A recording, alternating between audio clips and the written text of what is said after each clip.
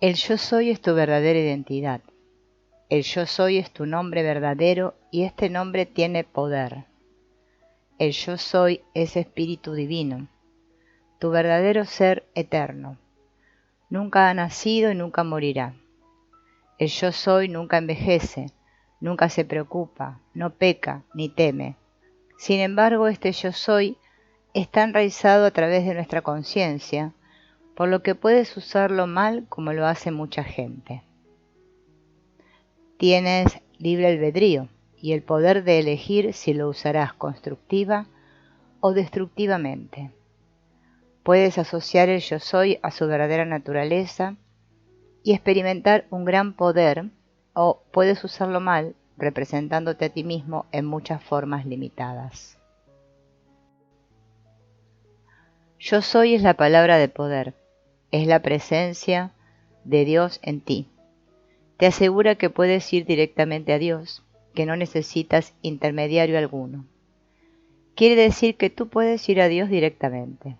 Cada vez que dices yo soy, estás usando el poder de Dios para atraer ciertas cosas a tu vida, y lo que traigas dependerá de cómo usas el yo soy y lo que le anexes. Las primeras 4 palabras de la Biblia son, en el principio, Dios. Este hecho es muy significativo porque indica que Dios tiene que ser el principio de todo aquello que valga la pena. En el caso que nos ocupa, da inicio a la Biblia y el texto prosigue a tratar de la creación del universo, mostrando que Dios, por supuesto, es el verdadero comienzo de todas las cosas. Si tomas este pensamiento en el principio Dios y lo conviertes en la llave tonal de tu vida entera, habrás encontrado el secreto del éxito. Si haces de este principio la llave tonal de cualquier empresa en particular, esa empresa deberá tener éxito y así será. El problema con muchas personas es que la llave tonal en sí de su vida es, en el principio yo. No siempre está consciente de esto. Como regla general, ni siquiera lo sospecha, pero el hecho queda. La verdadera causa de la inarmonía en el mundo es que muchos individuos, grupos y naciones piensan en términos de en el principio yo. El ponerte como el centro de todo solo puede traerte desánimo, depresión y fracaso. Trabajar con Dios como centro, no nominalmente, sino de hecho, tiene que traerte el éxito, ya que Dios es vida creativa. La Biblia dice, yo soy el alfa y el omega, el principio y el fin, lo primero y lo último. Esto significa que allí donde Dios es el principio encontrarás que también es el fin, que tu demostración será completa, perfecta y final. El verdadero tú es el Cristo interno o el yo soy. Cuando tu cuerpo te produce dolores o problemas, lo puedes zanjar de la mejor forma posible sabiendo que es una entidad separada de ti. Deberías hacer lo mismo con tu mente. Di cada mañana, no soy mi cuerpo, no soy mis pensamientos, no soy mis sentimientos. Yo soy espíritu divino, una individualización de Dios. Darte cuenta de que no eres uno con tu mentalidad actual, que esta no es más que un instrumento tuyo, te abre la posibilidad de cambiar para mejor de manera expedita. Cuando te resulta difícil manejarte, piensa, yo pretendo pensar correctamente, pero el mí no quiere hacerlo. Sin embargo, el mí tendrá que hacer lo que yo quiero, porque yo soy el jefe. Por supuesto que el mí puede resultar muy problemático, pero tan pronto como manejes objetivamente la situación, sabrá que está derrotado y rápidamente se rendirá. Yo me quiero levantar, pero el mí se quiere quedar en la cama. O el mí dice que tiene indigestión, aunque yo sé que tengo dominio sobre mi cuerpo. O el mí está dolido e iracundo y quiere golpear de vuelta, aunque yo estoy determinado a perdonar. O el mí dice que el negocio se fue a pique, cuando yo sé que Dios es mi fuente de provisión. Así es que como se libra la batalla en la conciencia y en tanto sigue insistiendo con que yo soy digno, soy la propia expresión de Dios, tengo que ganar y lo haré. Ser sensible es bueno, porque la gente se conciencia de 1000 cosas bellas e interesantes, allí donde la persona obtusa no ve nada. Si bien nuestros amigos de piel gruesa evitan sufrir mucho, también se pierden las mejores cosas que la vida tiene que ofrecer. Para hacer cualquier trabajo creativo tienes que ser sensible, porque el trabajador creativo es un aparato receptor, sintonizado con la mente divina. Es proverbial la sensibilidad de los artistas. Un tenor mundialmente famoso que se preocupaba casi hasta morir por cosas sin importancia, se echó a llorar y dijo que Dios era cruel al haberlo hecho tan sensible. Entonces se le dijo: si tuvieras la piel de un rinoceronte, serías un hombre más feliz, pero no estarías cantando en el Metropolitan. Sin embargo, mucha gente es en efecto demasiado sensible. Responden a toda clase de vibraciones desagradables que no le competen. Nos entrenamos a reducir esta clase de cosas a un mínimo, pero deberíamos tener cuidado de repeler solamente las cosas negativas, permaneciendo abiertos a la verdad, a lo bello y a lo bueno. He aquí una afirmación que, de usarse con inteligencia, te evitará mucho bombardeo innecesario de pensamientos negativos. Yo soy positivo en todo. En un circuito eléctrico se dice que cualquier punto en particular es positivo con respecto a cualquier punto debajo de él y negativo con respecto a cualquier punto arriba de él. La corriente siempre se mueve de positivo al negativo, nunca en la dirección opuesta. Ahora bien, si eres positivo en este sentido con respecto a todo, nada negativo podrá regresar a ti. Por otra parte, eres receptivo a todo lo bueno, la inspiración directa de Dios, las oraciones de otra gente y todas las vibraciones bellas e interesantes del universo. Hay 3 grados de intensidad en la oración. El primero y el más fácil consiste en orar en voz alta, lo que generalmente se denomina tratamiento audible. El segundo grado, que es un poco más difícil para muchas personas, pero que también es mucho más poderoso, es pensar reconociendo la presencia de Dios doquiera que parezca haber problemas. Esto es meditación, y una buena manera de meditar es leer un verso de la Biblia o un párrafo de un libro espiritual y dejar que la mente trabaje sobre él.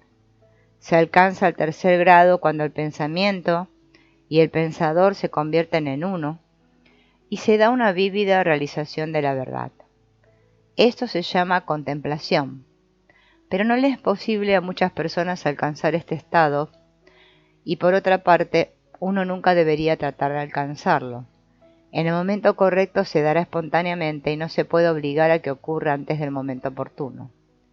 La mayoría de los problemas prácticos pueden ser solucionados mediante la suficiente oración audible o meditación. Nunca tienes que hablar con la gente de esta cosa maravillosa que vas a hacer. Espera a que la hayas realizado para mostrar el asunto cuando lo acabes. Nunca señales un terreno baldío diciendo: aquí voy a construir una torre. Espera hasta que el edificio esté terminado para entonces, si te apetece, decir: miren la torre que construí. Pero cuando la torre ya esté allí, en verdad no será necesario decir nada porque hablará por sí sola. Hablar de tus planes antes de haberlos materializado es la manera más segura de destruirlos. Es una ley universal de la naturaleza que el feto esté protegido de todo contacto con el mundo. De hecho, esta es la verdadera función de la maternidad. La inspiración que te viene es como un hijo. Tú eres como su madre y la naturaleza pretende que tú protejas y nutras esa idea en secreto, al abrigo de tu ser, hasta el momento en que esté lista para salir al plano material. Comentar o alardear acerca de la misma es exponerla al mundo, lo cual la matará. Esto se aplica a cualquier empresa nueva que puedas estar contemplando, así como una nueva idea también. Todo negocio importante, por ejemplo, una venta grande, la compra de una casa, la formación de una sociedad, etc., debe ser protegido de igual forma. No discutas estas cosas en la mesa del almuerzo ni en ninguna otra parte. Sé reservado con tus asuntos. Por supuesto, esto no quiere decir que no se pueda consultar a expertos y revelar tu plan donde sea absolutamente necesario hacerlo. Esto es nutrir la idea, no exponerla. Lo que hay que evitar es el cotorreo, el chisme y el alarde. En el silencio y la confianza radicará tu fuerza. No te apropies de las cosas negativas, sustitúyelas por cosas positivas y constructivas. La ley mental es que puedes deshacerte de un pensamiento sustituyéndolo por otro. Si un carpintero pone un clavo en una viga, allí queda el clavo, pero si pone un segundo clavo encima del primero, un clavo saca otro clavo. Esto es exactamente lo que ocurre en la mente cuando sustituyes una imagen por otra, ya que por cada cosa en la vida tiene que haber un equivalente mental. Si empiezas hoy mismo a dejar de pensar en tus errores y en los de los demás, y mantienes en cambio los conceptos reales, si dejas de pensar en el miedo y piensas en el amor divino, si cesas de pensar en escasez y en su lugar piensas en la prosperidad y en la presencia de la abundancia de Dios, entonces, si piensas con la debida claridad y la pones interés, estarás edificando un equivalente mental de felicidad y prosperidad. Si tu pensamiento es vago, no puedes crear un equivalente mental. Si tu pensamiento carece de interés, no construyes un equivalente mental. Entonces, procura que tu pensamiento sea tan claro como te sea posible. Tan pronto asumes la actitud de voy a lograr lo que quiero, lo voy a conseguir aunque me cueste la vida, toda construcción mental se estanca. A todos se nos ha dicho que nos relajemos. Hemos visto gente que basta con que se le diga que se relaje para que se ponga aún más tensa. Ellos querían relajarse, aunque esto les costara la vida, si era necesario, y por supuesto, perdieron de vista su verdadero propósito. Piensa lo que deseas tan claro como te sea posible, sé definido, pero no seas muy específico. Si vives en un apartamento y dices, quiero una casa en el campo o en las afueras, la quiero con un balcón, con un patio grande lleno de árboles y flores, nada de malo hay en ello. Pero nunca digas, quiero tener la casa que está en el número 257 de la avenida 93. Imagínate que vas de compras. Por supuesto que deberás saber lo que deseas comprar, al menos tener una idea de lo que quieres. Si dices, quiero algo, pero no sé qué es, lo dejo a Dios que me inspire. Si expresas, quiero un negocio, puede ser una finca o una tienda, se lo dejo a la mente divina. Eres un tonto. ¿Para qué estás aquí? Debes tener algún deseo y anhelo, porque tú representas a Dios. Por consiguiente, debes decir, quiero una tienda y sé la clase de tienda que deseo. Debes tener una idea definida. Recuerda, nadie te puede quitar lo que te pertenece por derecho de conciencia, como tampoco te puede privar de lo que en verdad te corresponde por el mismo derecho supremo. Por lo tanto, harás bien en no acumular tesoros en la tierra, sino más bien acumularlos en el cielo. Esto es el entendimiento de la ley espiritual. Si acudes a las cosas externas, pasajeras e inmutables, tanto por felicidad como por seguridad, no estás poniendo a Dios de primera.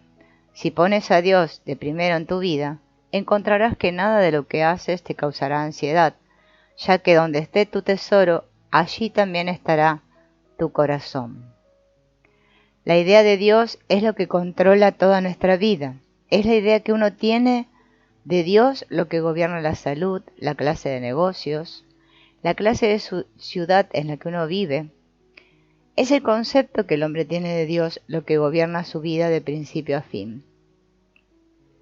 Aún aquellos que profesan no creer en Dios encontrarán que sus vidas están gobernadas por ese concepto concerniente a Dios.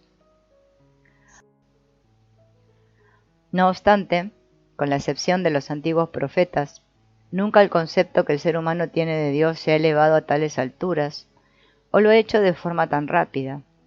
Es por cuenta de esta transición de lo viejo a lo nuevo que vemos tanta confusión y desorden en el mundo.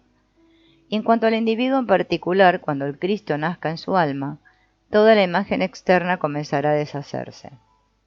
Los místicos, esos sabios de los tiempos antiguos, testificaron que cuando cualquier hombre o mujer logra un mayor concepto de Dios, entonces sus asuntos personales cambian para mejor, mucho mejor de lo que nadie se hubiera podido imaginar.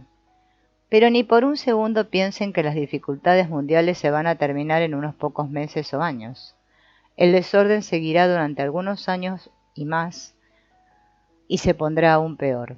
Pero eventualmente las viejas controversias se asentarán y el nuevo mundo entrará gradualmente, la nueva era del desarrollo espiritual y el entendimiento. La mayoría de los que escuchen esto lo verán ocurrir. El cambio será mucho mayor de lo que uno hubiera podido soñar. La verdadera idea de Dios está individualizada en el hombre.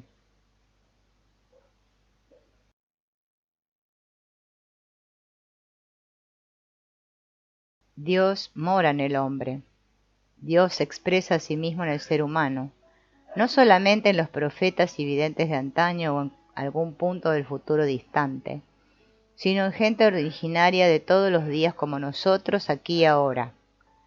Una vez que la humanidad haya aprendido este verdadero concepto de Dios, la mayoría de los males del presente serán echados a la basura, a la oscuridad, para nunca volver a ser vistos de nuevo. Todo mal es producto de creer que se está separado de Dios. No una separación en sí, ya que no puede haber separación real, sino una creencia en la separación.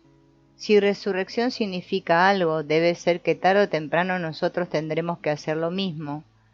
Y eso es exactamente lo que significa. Tenemos que hacer la misma demostración que Jesús hizo. Y si no es aquí y ahora, entonces será en alguna otra parte y en algún otro momento. Jesús no hizo el trabajo para toda la raza humana de una vez por todas.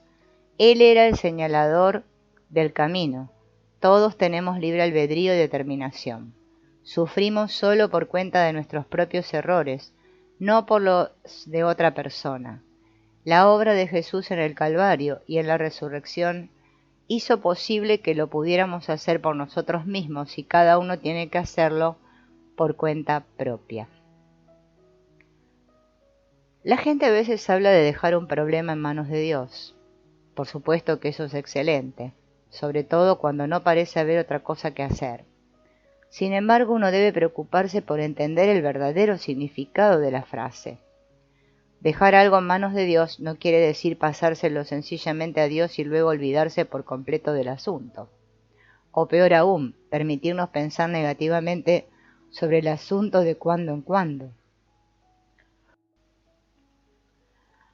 Lo que significa es que cada vez que la cuestión invada nuestra mente debemos afirmar que Dios está resolviendo el problema a su manera y que todo saldrá bien. Si sigues este método, tarde o temprano llegará la manifestación. La mejor manera de sembrar una planta consiste en hundir el bulbo en la tierra en un lugar apropiado, donde el suelo sea el correcto, haya suficiente humedad y donde más tarde, cuando la planta germine, reciba mucho sol. Así se trabaja en armonía con las leyes de la naturaleza. Tirar el bulbo en un cajón y olvidarse de él es una buena cosa distinta. No es dejárselo a la naturaleza, sino todo lo contrario. El primer método es creativo, el segundo no. Lo mismo sucede con tus problemas. Dejarlos en manos de Dios es una actividad viva, espiritual. Nunca olvides que una vez que Dios hace su trabajo en ti, nunca lo pierdes, ya que queda como una condición permanente en ti si te queda grabado. A menudo pasa que cuando aprendes una materia terrenal, y quizá puede ser que logres una maestría sobre ella por un tiempo, encuentras que con el correr de los años se te ha olvidado, especialmente si te has desconectado, pero nunca perderás nada que te venga en cuestiones espirituales. Podrás olvidar a Dios de vez en cuando, ya que esto es muy humano, pero entonces también te encontrarás en dificultades de vez en cuando, lo cual te recordará y te hará pensar. Ese fue el mismo error que cometí antes y rápidamente volverás a Dios una vez más, restableciendo tu contacto con Él, con lo cual el problema desaparecerá. La experiencia te ha enseñado a no tratar de hacer estas cosas por ti mismo, sino sencillamente a ver a Dios haciéndolas. Este es uno de los puntos más importantes concernientes a la oración. La oración más poderosa es sencillamente ver a Dios haciendo el trabajo y regocijarse en ello. Esta es la mejor manera de evitar la tensión, la fuerza de voluntad y por lo tanto de obtener resultados. Cuando regresamos a Dios en nuestro corazón, y eso es lo que estamos haciendo en momentos como este, el poder de Dios comienza inmediatamente a expresarse en nuestras vidas. El miedo empieza a desaparecer y entonces se da la manifestación. Nunca olviden que solo Dios puede responder a la oración. Nosotros no podemos.